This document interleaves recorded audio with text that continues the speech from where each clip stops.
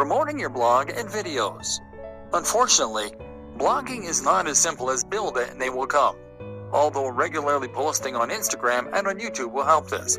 Just because you have a great blog, that doesn't mean that people are going to want to read it regularly, or that Google is going to help people to discover it. So how do you get the word out? There are a number of different strategies, but I'm going to focus on the most important ones and look at this from the perspective of a top blogger, rather than your conventional internet marketer. Share your posts. Actually, the most important thing you can do to start building an audience for your blog post is to share those blog posts. There are a number of ways you can do that, and chances are that with experimentation, you'll find what works for you and what doesn't. A great option for many people is Reddit. Find the subreddit that is most relevant to your niche, and then post your blog post in here, making sure that they have titles that will grab attention, but also being mindful not to get banned from the community for spam. If you get lots of upvotes, which happens occasionally, it can lead to thousands of new visitors in a single day. Similar is Google Plus communities. These tend to be a little less strict than Reddit, but will still yield plenty of new visitors and hits on your site. What's more is that plus ones are a good metric for boosting your SEO. Digg is another good site, as is StumbleUpon. Otherwise, you might want to find forums where you can post your content. Again though, be careful not to be seen as a spammer. You need to make sure that you contribute to the community regularly, and that you are an active member. If you can do that, then your content will be welcomed rather than deleted. You might even find that the members rally behind you to help. Make a mailing list. Finally, make sure you have a mailing list.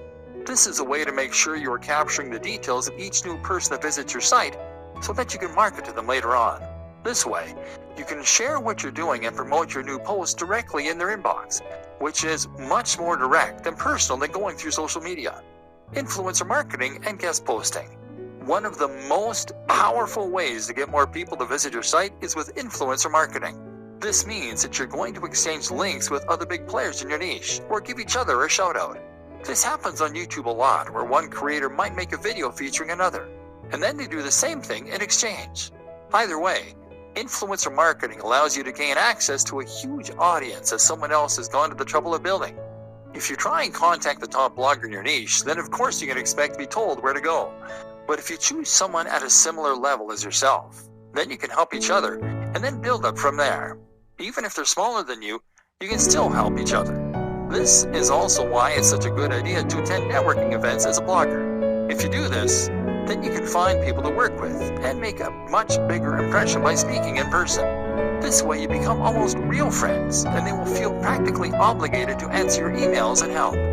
Similar to influencer marketing is guest blogging. Here, you simply create a free guest post to give to another blog, and the only proviso is that they have to include a link back to your site, often with a short bio if they publish it. This means writing content and then reaching out to big blogs. Again, start a little smaller and work your way up, and don't be afraid to ask. If you're passionate about what you do, then you'll be surprised how often you get a good response. Again though, this is why it's so important that you know and love your topic, and that your site looks professional. Top brands don't want to associate with lesser brands. SEO. I'm not going to go into detail about this here. This is not a training on SEO. But suffice to say that if you want your site to do well, then a little search engine optimization certainly doesn't hurt. Spend some time learning the basics of SEO, and make sure that your on-page content is up to scratch. Don't cram keywords though, and don't write for the search engines. Write for your audience. And just make sure that you are naturally using related language, and ideally, the occasional synonym or keyword.